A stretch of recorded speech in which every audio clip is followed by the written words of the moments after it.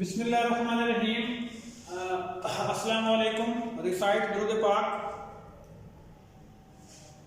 जी dear students, second year class last time हमने chapter number 1 शुरू किया था, स्टार्ट किया था, तो उसमें थोड़ा सा इंट्रो कराया था, मैंने उसको बताया था आपको। तो आज जो है हमारा टॉपिक है फंक्शन के हवाले से हम डिस्कस करेंगे कि फंक्शन क्या चीज़ है और कैसे जो है इसको फंक्शन को कहते हैं। तो फंक्शन जो है बेसिकली हमारे पास दो सेटों के दरमियान, दो सेट्स के बिटवीन रिलेशनशिप है, दो नॉन एम्प्टी सेट्स के बिटवीन रिलेशनशिप है।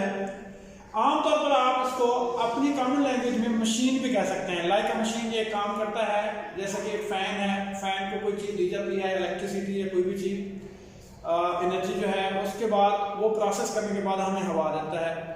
सिमिलरली कोई भी चीज़ ले लें आप, कोई भी मशीन ले लें, उसको हम कोई इनपुट करते हैं, कोई चीज़ देते हैं, वो प्रोसेस करने के बाद हमें आउटपुट देती है, तो मशीन एज अ फंक्शन काम कर रही होती है। फंक्शन जो है ऐसे कह सकते हैं। अब इसको मैथमेटिकली मैं इसको डेफिनेशन को डिफाइन करने लगाऊँ, वैसे तो 2-3 तरह से हम इसको डिफाइन कर सकते हैं। यहाँ पे मैंने एक सिंपल और आसान वर्ड्स में डेफिनेशन लिखी है। इसको देखेंगे, लेट एक्स एंड वाई, दो नॉन एम्प्टी सेट है एक्स और Y, let X and Y are two non empty sets, the function दो इसके सेट्स का बना, देन द फंक्शन एफ, ये दो नॉन एम्प्टी सेट है एक्स और वाई के, ये किसी फंक्शन के दो सेट हैं, लेट के आपने, तो इसमें फंक्शन एफ जो है from a set X to a set Y, यदि एक्स टू वाई अगर इसका सेट है तो क्या है, ये फंक्शन है, तो फंक्शन एफ जो है वो सेट एक्स से वाई है, सेट वाई की तरफ है, तो क्या है वो है इज अ रूल, ये एक ऐसा रूल है, एक कायदा है, कानून है, एक तरीकाकार है, क्या, that assign to each element X, X ये एलिमेंट है, किसका एलिमेंट है, ये कैपिटल जो सेट हमारे पास था एक्स, कैपिटल एक्स जो है ये एक सेट था, जो इस एक्स सेट का एक एलिमेंट, इस एलिमेंट एक्स, उसका नाम लिखा हमने कि वो असाइन करे ईच एलिमेंट, यानी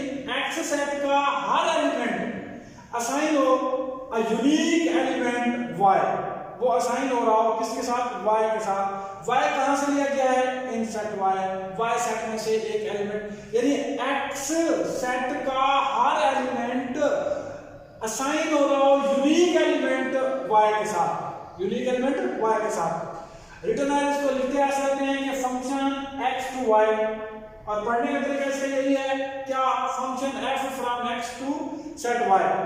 जी इसको डायग्राम के तौर पर जो है मैंने इसको लिखा है, इसको थोड़ा समझने की कोशिश कीजिएगा कि हमारे पास एक सेट है एक्स, इसके अंदर एलिमेंट्स पड़े हुए हैं, बहुत से एलिमेंट्स पड़े हुए हैं, नॉन एम्प्टी सेट है ये एक्स, इसका कोई एक एलिमेंट जो है इस, ये वाई सेट है, ये सारे के सारा वाई सेट है, इसके अंदर एलिमेंट्स हैं, फिर ये थोड़ा सा और इसका मैंने छोटा सर्कल लगाया, छोटा एरिया, ये कुछ सेट, इस वाई सेट के कुछ ऐसे एलिमेंट्स हैं जिनके साथ x का ईच एलिमेंट यूनिक रिलेशनशिप बना रहा है, और कुछ एलिमेंट्स ऐसे भी हैं जो नहीं बना रहे, वो फालतू पड़े हुए हैं। कंडीशन ये है बता के x सेट का हर एलिमेंट, x में कोई ऐसा एलिमेंट ना हो जो कि यूनिक एलिमेंट y ना हो, जिसका ऐसा कोई ना हो, तो x का ये जो है ये यूनिक है, इस एरिया को जो इसके साथ, यानी किसी कह लें आप इमेज कह लें, इसका x का इमेज, इसका रिजल्ट कह लें कि प्रोसेस होने के बाद फंक्शन है, फंक्शन में प्रोसेस होने के बाद x का रिजल्ट आ गया, ये y, ये एरिया, और जो y इसका रिजल्ट आएगा, जो इसका इमेज आएगा, जो इसकी जो प्रोसेस होने के बाद चीज महसूल होगी, हमें हासिल होगी, वो इसकी रेंज कहलाएगी। और अगर कोई चीज और भी है इसके अलावा इसमें पड़ी हुई है वाई सेट में, हो सकता है पॉसिबल है, तो उसको हम कोड में कहेंगे। कोड में और रेंज में मैं मजीद इसकी वजाहत बताता हूँ। ये डिफरेंस है कोड में और रेंज में कि रेंज हमेशा उस रेंज की कोई ना कोई डोमेन होगी, कोई ना कोई उसके पीछे किसी चीज, कोई चीज हम इनपुट करेंगे, कोई ना कोई चीज x में से उसके साथ रिलेट हो रही होगी, उसका वो रिजल्ट होगा, उसका इमेज होगा। और जबकि कोई ऐसे एलिमेंट्स भी हो सकते हैं जिनका कोई पीछे डोमेन ना हो, कोई पीछे उसके जो है कुछ ना हो, फ्रीली हो, तो उसको हम कोड में तो कहेंगे, लेकिन रेंज नहीं कहेंगे। जी इसका ये डायग्राम था। आगे डोमेन और रेंज, कोडोमेन और रेंज, इन तीन चीजों की डेफिनेशन है। देखिए let F be a function, ये कोई एक्स फंक्शन है, from a set X to the set Y, ये एक्स से वाई तक कोई फंक्शन है, देन द सेट एक्स, ये पूरे का पूरा एक्स सेट है, is called the domain of F, ये इस फंक्शन की डोमेन कहलाएगी। सिमिलरली कोडोमेन है, let F be a function from a set X, ये एक्स सेट से वाई सेट की तरफ कोई फंक्शन है, तो then the set Y set है, ये पूरे का पूरा, ये वाला एलिमेंट भी ये वाला भी, दोनों एलिमेंट्स, ये सारे के सारे इसके वाई सेट पूरे का पूरा जो है is called codomain of F, उस फंक्शन की कोडोमेन कहलाती है। सिमिलरली रेंज की डेफिनेशन है, रेंज क्या होती है बेटा, रेंज में सिर्फ और सिर्फ वो एलिमेंट्स आएंगे जो करस्पॉन्डिंग होंगे, जिनके करस्पॉन्ड्स होंगे एक्स के साथ, यानी एक्स करस्पॉन्ड कर रहा होगा वाई के साथ, सिर्फ वही एलिमेंट उसके रेंज में आएंगे, बाकी दूसरे नहीं आएंगे। लेकिन let F be a function from a set X to set Y, then यानी एक्स से वाई की तरफ अगर उसका जो है हमें मिल रहा है फंक्शन मिल रहा है, तो वाई सेट के सिर्फ वो एलिमेंट्स क्या कहलाएंगे, रेंज कहलाएंगे, जो करस्पॉन्डिंग एलिमेंट्स रखते होंगे। देखें जी, ये इसका बाकी ऐसा उस डेफिनेशन का क्या, the set of corresponding elements Y in Y set के अंदर वो एलिमेंट्स जो करस्पॉन्डिंग होंगे एक्स के, इसका रेंज ऑफ एफ। ठीक है जी, मजीद इसके मैं और डायग्राम बना रहा हूँ, इसके साथ मैं आपको मजीद एक्सप्लेन कर रहा हूँ कि रेंज वाले एलिमेंट्स कौन से होंगे और कोडोमेन वाले। ये आपका डोमेन का सेट है, ये फंक्शन है x to y, ठीक है ना जी। अब इसका a1 अगर हम मशीन में पुट करते हैं तो उसका रिजल्ट मिलता है हमें a, उसका इमेज मिलता है a। सिमिलरली 2 पुट करते हैं तो b मिलता है, ठीक है। 3 पुट करते हैं तो c मिलता है, और 4 पुट करते हैं तो d मिलता है, लेट्स से, ठीक है जी। क्या ऐसा भी हो सकता है, ये कोई फंक्शन था हमारे पास, क्या ऐसा भी हो सकता है कि 4 का इमेज 4 का रिजल्ट c आ जाए, ऐसा हो सकता है, ठीक है जी, ऐसा भी हो सकता है। तो क्या ऐसा भी हो सकता है कि 3 हम मशीन में पुट करें, c भी मिल जाए और d भी मिल जाए, d नहीं, ऐसा नहीं हो सकता, ऐसा कभी नहीं हो सकता। यूनिक की बात यही है कि 3 का जो है रिजल्ट यूनिक हो, यूनिक मींस कि एक हो, 2 नहीं हो सकते, 3 नहीं हो सकते, सिंगल उसका रिजल्ट हो। और दूसरी बात यह है कि डोमेन के सेट में कोई ऐसा एलिमेंट ना हो जिसके आगे रिजल्ट ना हो, इमेज ना हो। मिसाल के तौर पर यहाँ मैं 5 ले लेता हूँ तो 10 ये भी सेट नहीं है। सेट के लिए हमारे पास 2 कंडीशंस हैं, सिंपल वर्ड में मैं आपको बता रहा हूँ। सेट के लिए हमारे पास 2 कंडीशंस हैं, वो 2 कंडीशंस क्या है बेटा, एक कंडीशन, पहली कंडीशन यह है कि डोमेन का सेट है, जो डोमेन का सेट है उसका हर एलिमेंट का कोई ना कोई रिजल्ट, कोई ना कोई उसका इमेज जरूर हो, ठीक है। उसका कोई ना कोई आगे पेयर जरूर बन रहा हो, आगे उसका रिजल्ट जरूर हो वाई सेट का, यानी कोडोमेन के सेट में से किसी एक के साथ उसका रिलेटेड हो। पहली कंडीशन ये है। अब वो कंडीशन यहाँ पे पूरी हो रही है कि हर एलिमेंट का कोई ना कोई आगे कोडोमेन यानी रेंज मौजूद है, कोडोमेन के सेट में रेंज मौजूद है, ठीक है, उसका इमेज मौजूद है।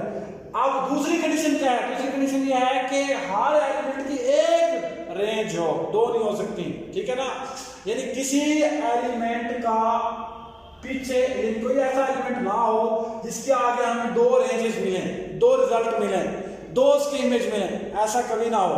मिसाल के तौर पर 3, 4 का जो इमेज c भी बन रहा है, 4 का इमेज 4 का रिजल्ट e भी बन जाए, ऐसा हो जाए तो ये भी फंक्शन नहीं होगा, ये भी फंक्शन नहीं होगा। फंक्शन के लिए 2 बातें हैं, मजीद बता रहा हूं मैं, दोबारा तो सुनेंगे कि हर एलिमेंट की आगे रेंज मौजूद हो कोडोमेन के सेट में से, ये सारा का सारा कोडोमेन का सेट है, हर एलिमेंट के आगे रेंज मौजूद हो। अब यहाँ पे ये बात पूरी हो रही है। और दूसरी बात क्या है, दूसरी बात यह है कि हर एलिमेंट की एक रेंज हो, एक सिंगल यूनिक, 2 ना हो। अब देखो 4 के c भी बन रही है, e भी बन रही है, तो ये हमारा फंक्शन नहीं होगा। हाँ अलबत्ता मैं इसको ये रेस कर दूं, 4 का रिजल्ट c, ऐसा हो सकता है, ये फंक्शन है, ये फंक्शन। अब क्वेश्चन ये रेस होता है कि c के तो पीछे 2 डोमेन है, ऐसा हो सकता है 2 की जगह 3 भी हो सकती हैं, अगर मैं 5 लूं और 5 का रिजल्ट में c बना लूं तो ये भी हो सकता है, ऐसा भी हो सकता है, ठीक है। किसी एक रेंज के पीछे 2-3 डोमेनें हो सकती हैं, लेकिन कभी एक डोमेन के आगे 2-3 रेंजेस नहीं हो सकती, उसकी यूनिक होगी सिंगल, ओनली वन। ओके जी, ये होगी बात फंक्शन के वजह से। अब जो है मैं बताना चाह रहा था कि इस डोमेन और रेंज के हवाले से, कोडोमेन और रेंज के हवाले से, कोडोमेन और रेंज में क्या फर्क है। इस सेट x टू y में डोमेन का सेट क्या है, इसके मुताबिक डोमेन का सेट बेटा बन रहा है 1 2 3 4, ये डोमेन का सेट है। और रेंज का सेट इसमें से बन रहा है सिर्फ a b c, ठीक है। और कोडमेन का सेट अगर मैं कहूं ये रेंज है, ये रेंज का सेट है।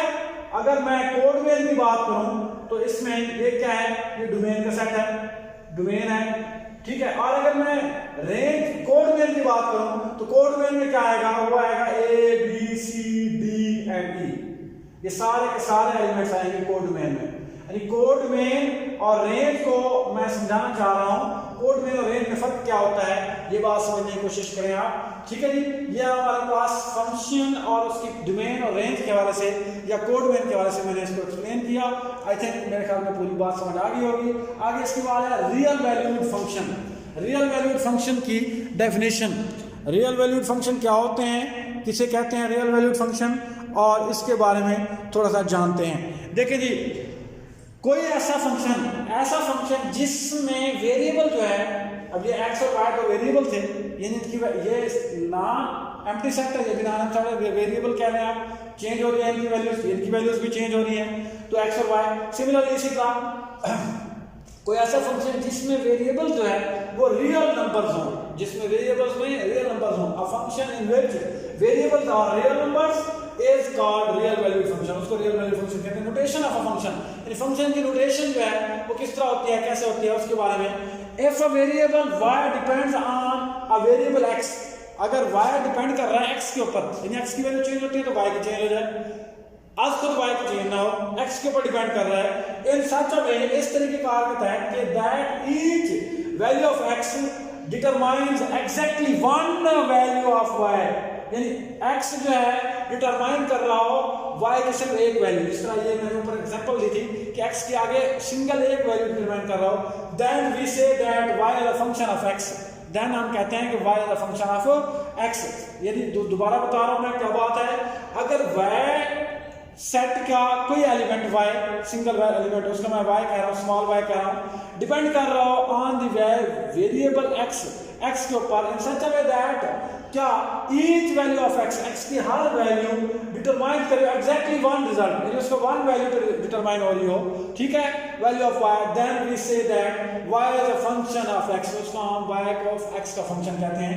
आइलर स्विस मैथमेटिशियन है, आइलर स्विस मैथमेटिशियन 1707 और 1783 इसका जो है ड्यूरेशन है, इसमें 1717 में जो है इसकी बर्थ हुई और 1783 में इसकी डेथ हुई। Write a statement y is a function of x, यानी y is a function of x को उसने इस तरह लिखा कि y is equal to f of x, y is equal to f of x, इसको पढ़ते हैं सोचा y is equal to f of x। Function को आमतौर पर फंक्शंस को आमतौर पर स्मॉल f g h से जाहिर किया जाता है या कैपिटल F g h से जाहिर किया जाता है। कॉमनली आमतौर पर ये फंक्शन को जाहिर करने के लिए, फंक्शन के नाम रखने के लिए f g h या स्मॉल या कैपिटल ये हम रखते होते हैं। फंक्शन के बारे में आज हमने डिस्कस किया बेटा, आज यहाँ तक काफ़ी है, कल इंशाल्लाह इसको प्रोसीड करेंगे। ओके जी, अल्लाह हाफिज़, दुआ में याद रखिएगा।